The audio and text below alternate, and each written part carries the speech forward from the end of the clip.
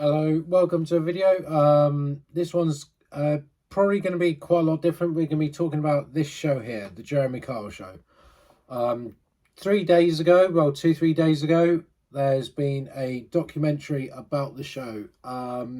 Now, as someone who's got experience and certificates in production and media, this meant a hell of a lot to me, as there was a lot that the media did and there was a lot that the show did which failed the Jeremy Kyle Show into existence from our TV screens. Now, this is just going to be sort of like a sort of overview, really. I'm not going to go into, well, I am going to go into details into some points, but this is just for an overview for those who don't know how a TV show is made, like the Jeremy Kyle Show. And for those who don't know the full ins and outs and everything, this is really more for them. For those who are more experienced and everything, you'll know what I'm on about. Okay, so with the Jeremy Kyle Show, it's a talk show, reality show, entertainment show. Obviously, it was on our screens from 2005 till 2018. 2018 till 2018, yeah. To basically, yeah, this is going to be completely uncut, so all these little jibs and jabs are going to be left in. So yeah, it's about till 2018, 2019, and it was on our TV screens from Monday to Friday, 9:25 in the morning for an hour and 15 minutes every single day. And they had over 20,000 guests that have appeared in those, 14 years that the show ran in its length. And there was a lot that went on. There are so many infamous stories. I have known people who've been on the Jeremy Kyle Show. There's been a lot going on with that show. And it's all coming out over the sort of past couple of weeks. Now it's all starting to come out, especially with this new documentary that went out, which represented mostly of the part of Stephen Diamond's death and his suicide.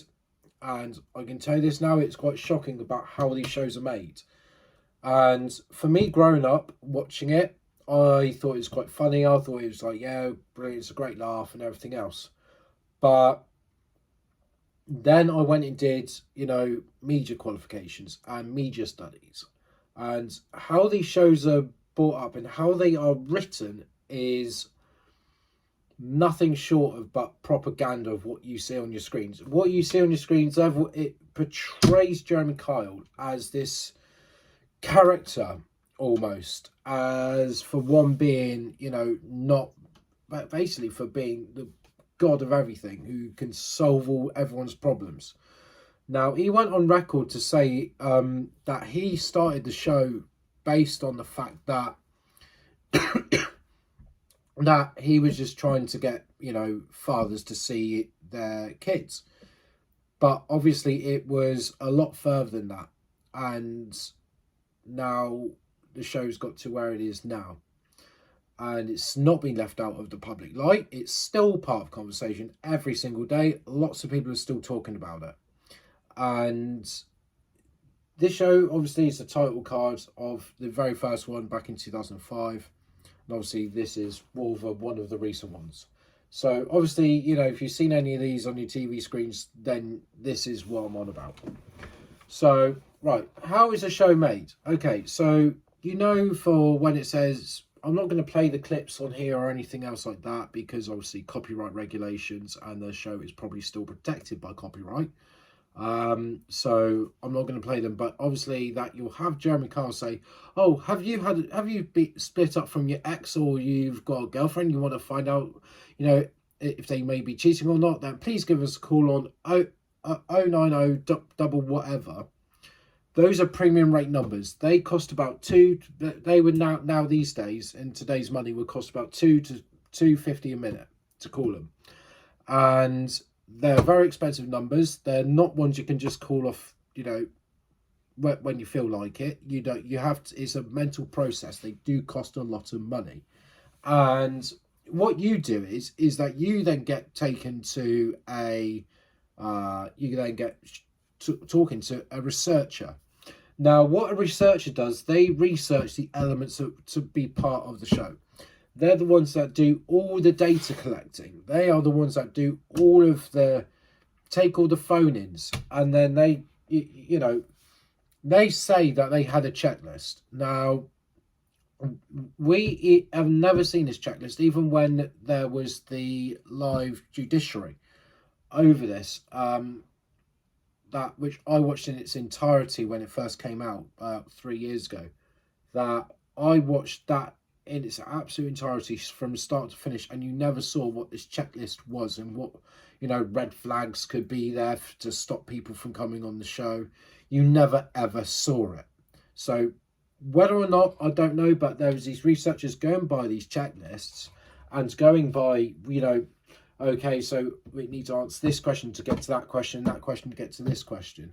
That's what the researchers do. They really just gather up all the information, and they had teams and teams of researchers every single day, you know, even reportedly working from, you know, 8 a.m., well, from 8 p.m. in the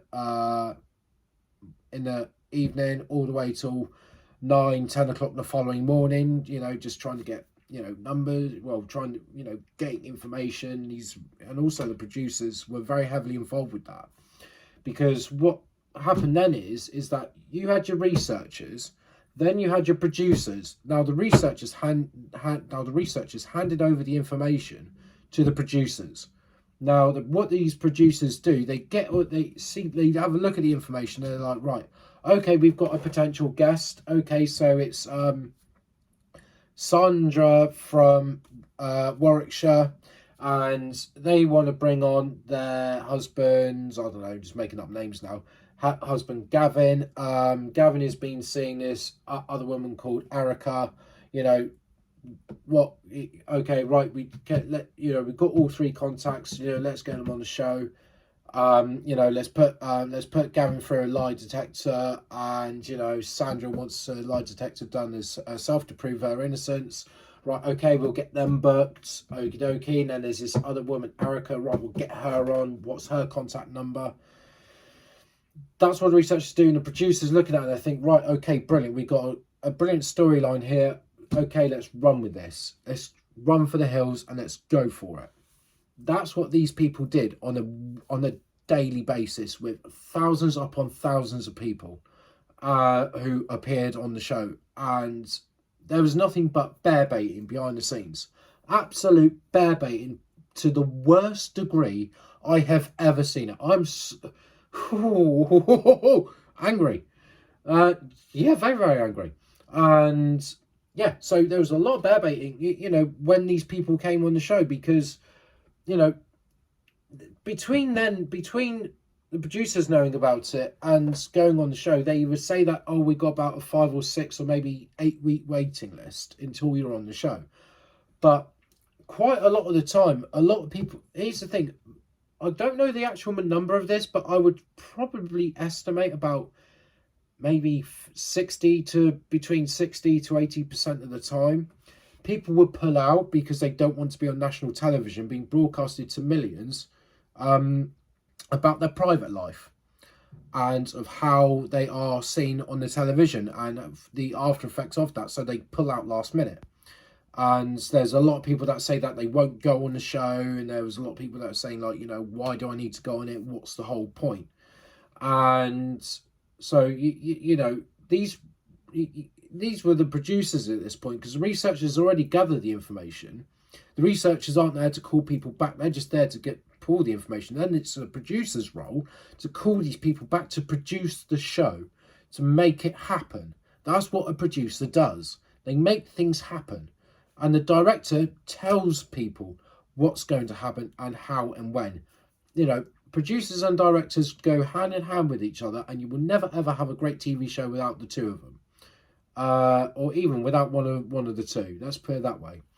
And everything that led up to this is that because people kept cancelling, they were saying, "Oh, yeah, you know," they're picking up the phone and saying, "Oh, we've actually had a cancellation. Would you like to come tomorrow?" we can get you a hotel, we'll pay your travel fare if you need to, or we'll come and pick you up, we'll send a taxi down. We'll have food ready for you and everything else. ITV would go all out just to get this production done and to get people on the show. And it is probably the biggest farce I've ever seen of all time, because you'd have people who were expecting to go on the show maybe in 5-6 weeks. So as of this date, you were looking at about maybe, I don't know, late April, start of May. You'd have people sort of like, oh well, yeah, 6-7 weeks. Oh yeah, we'll leave it. Oh no, oh, they want us on tomorrow. Shit. Right, okay. Everyone get your stuff sorted, pack your bags. Oh, right, taxi's coming. There's someone from Manchester to go and pick us up. Right. That's what happened. It was rush tactics to get people on the show. And this is the fault of the producers of themselves. Now, 4 of them have gone on record to say they hated doing it, but it's because that they only did the job because because obviously a job like that will pay very, very well, especially with ITV and with it being one of the biggest, prime hits on television. Especially during daytime watching, it was picked up millions every single day for 14 years. And these producers worked long hours to get these people on the show, and it just wasn't getting them onto the show where it stopped. A lot happened on the show. One of the camera operators actually did a lot of the filming behind the scenes. He wasn't on the stage cameras, on the main lenses. He was behind the scenes with a shoulder mount or a handheld. And he would be behind there, filming and everything, just filming it all in its entirety. Now, in the documentary that went out a couple of days ago, there was unbroadcasted footage which showed the constant barraging of Jeremy shouting and all of this and everything else, and the other camera operators getting right into other people's faces, really keying in on those looks when someone's about to break down, because this is the reason why I don't do reality television, and the reason why I've never worked for reality television is because you are there to exploit people. You are there to show people when they're vulnerable. You are there to make views of it. Otherwise, your show's not going to be successful. That's what these people do. And like people for things like Love Island, Celebrity, I'm a Celebrity, Get Me Out of Here, Big Brother, when that was a thing.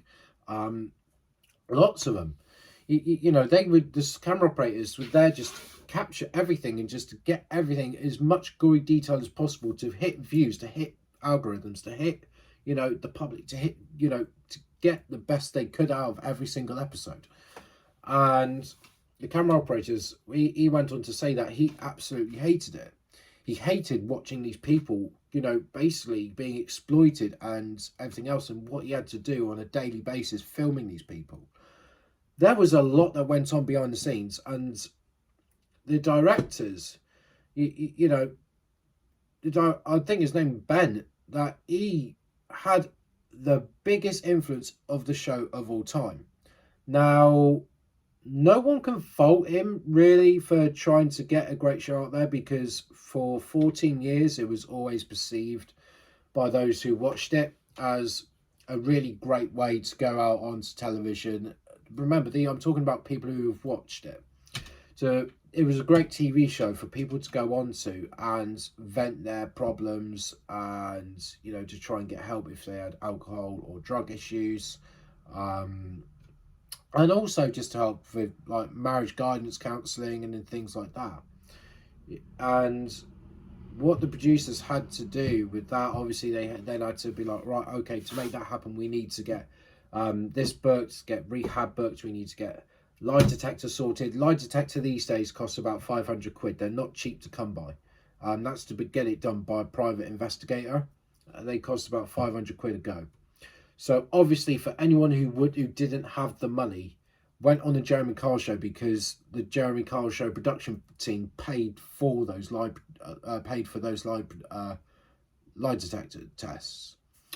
And that was the biggest downfall of the show, where the polygraph doesn't have a proper sort of accuracy, because it depends on each person, how each person reacts, what their sine waves are through the heart and everything through the body, and how the chart is being read out, how each person responds. They used probably one of the most unreliable detections of deception of all time on the show, because the actual accuracy is maybe about 70%. So over 30% of the time, a lot of people could have been telling the truth, but they never heard it, and it was never, it was never told. But they went on to say, obviously, when you saw that chyron at the bottom, which goes along the screen around this sort of area, it would say, the lie detector test has an accuracy of approximately 97, 96 to 99%. This is not a completely 100% accurate test or anything else. But that's another problem.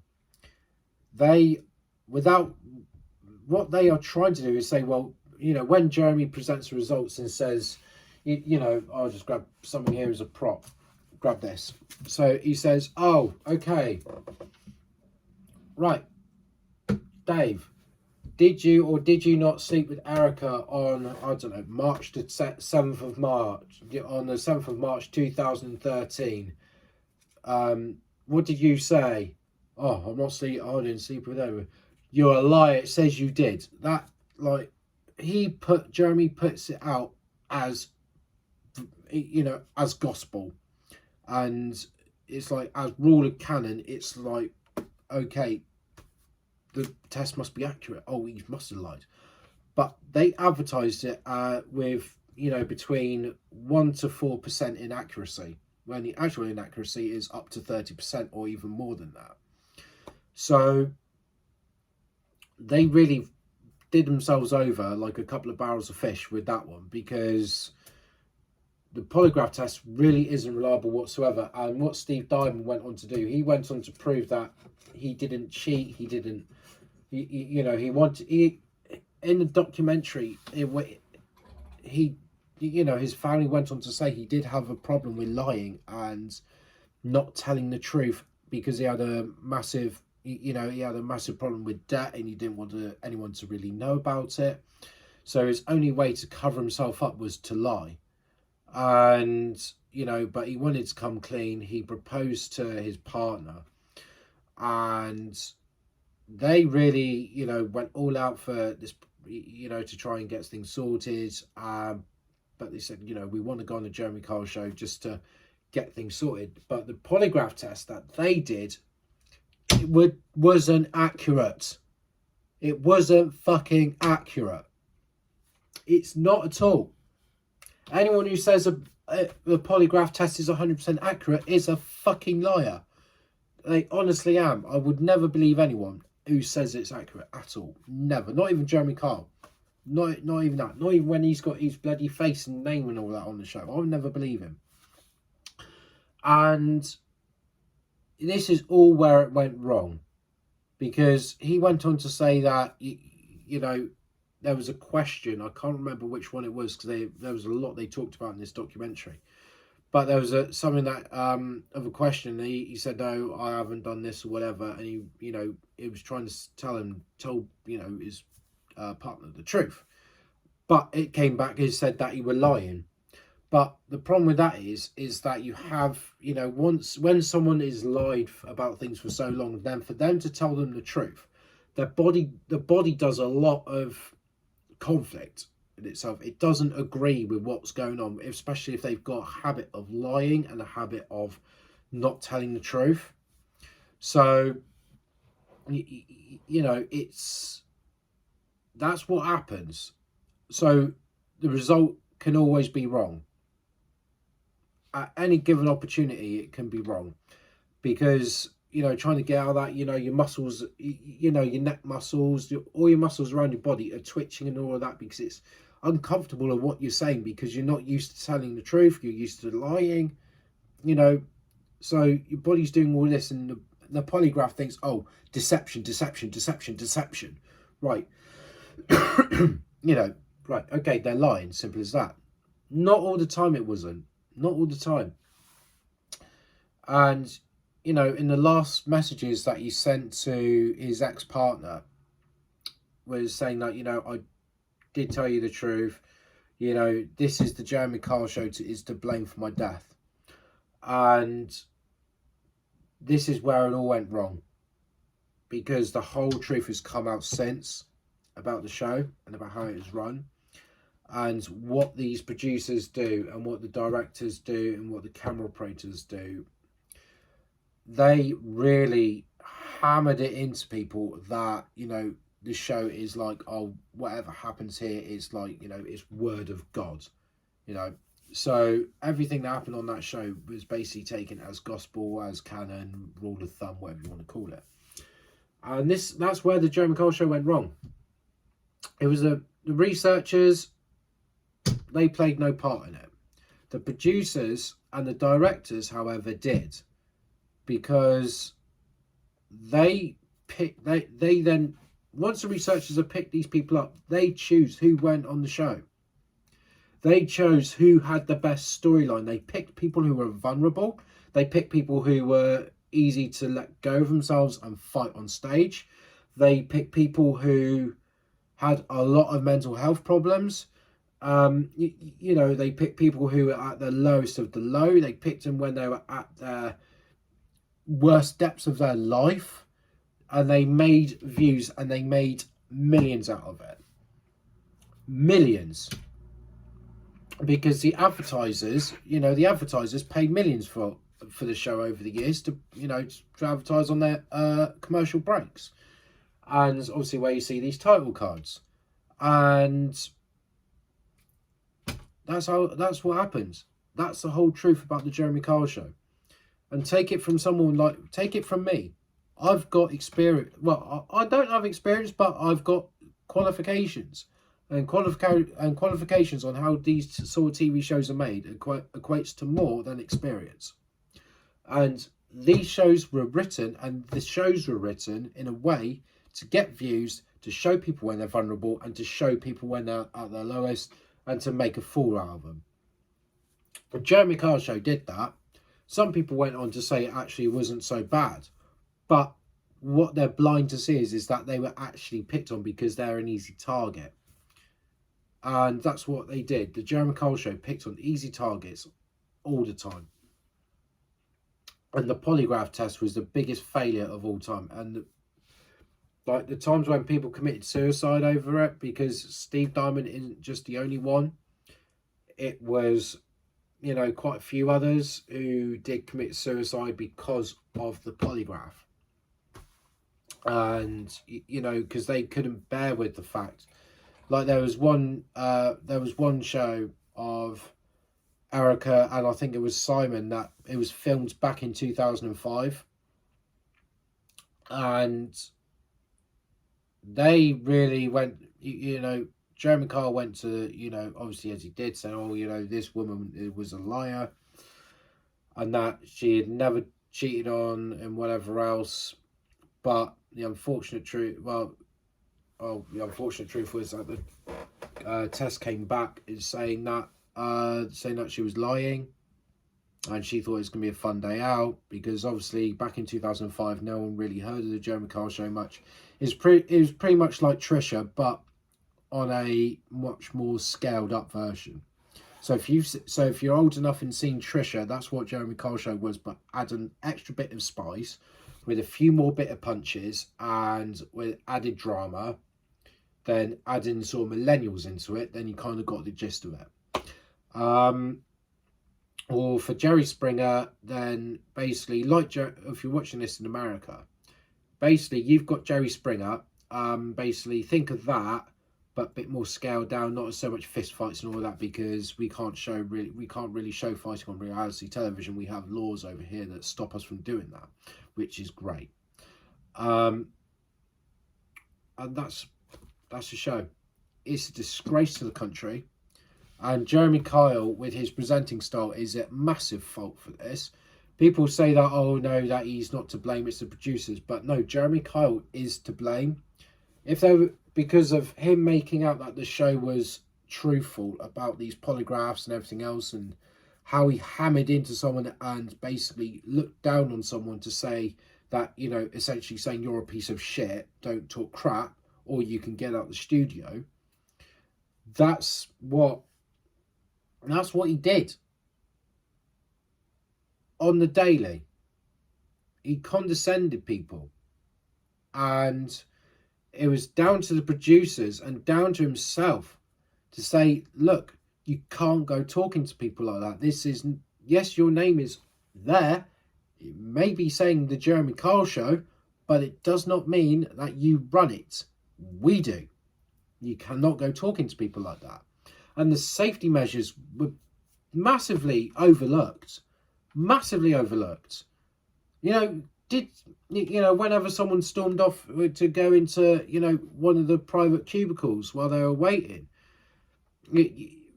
like, the cameras, they should have left them alone. They shouldn't have gone chasing them and Jeremy saying, oh, why are you doing this? Oh, don't walk away from me. Well, go, come back here. Don't be so stupid. Come back here now. What do you think you are? That's what Jeremy Kyle did. He talked to people like shit, and someone should have said stop. People would not have killed themselves. At all. If the Jeremy Kyle Show wasn't run the way it was, Steve Diamond would have still been alive. But now he's not. Because of this twat and the show themselves. And yeah, I'm going on a bit of a rant. The red fist is descending upon my eyes. I really could do with punching someone in the face right now. But yeah. The Jeremy Kyle Show, the biggest trash of TV of all time. And one of the worst examples of reality television I've ever seen in my life. And I'm glad there's never going to be a show like this, because ITV have said that we're never going to produce it. And I'm glad. It's a write-off. The Jeremy Kyle Show is a piece of fucking shit. And no one can tell me different. You know, it might be entertaining for some people, but when you know how the show is written and what they do to get views and what they do to get people to watch, it's disgusting. You can't support that. You know, even the camera operator, when he was there holding his camera, said he really hated doing the job. He absolutely hated it, and you know, he was traumatized every single day of his life working there. So, you know, at the end of the day, he's not to blame for anything. He was only employed. He only had a contract to fulfill. What about the rest? Everyone there, you know, the producers, ITV was like, fuck them. That was their fault. They got a job to do. That's it. They're getting us views. Simple as that. Little did they know the mental consequences of that. But I'm going to leave this video here. I think I've said what needed to be said. And, you know, like I said, I don't do these regularly. But if you've watched it till this far, then I'm on TikTok at LukeAllis9721. If you want to follow me there. And I'll catch you guys later. Catch you on over there if you watch this as well. But I know, like I said, Jeremy Kyle Show, absolute massive pile of fucking wank of that. It just, honestly, is one massive, large, obnoxious piece of wank stain. It really is. And Jeremy Kyle is to blame for part of this. Not just the producers and the directors, but Jeremy Kyle himself is to blame. When he should have been aware of how he was talking to people. He's a fully grown adult. And, yeah. This is talking from someone who's got qualifications in this industry. That's how these shows are written. And that's how people get views. And that is how the Jeremy Kyle Show became on to be the most watched daytime TV show for 14 years. Bar Good Morning Britain. That's it. But don't worry about liking or subscribing. Like I said, I don't upload often, so no point. So, yeah, just thank you guys for watching. And thank you for listening to this from someone in the know. I'll catch you guys later.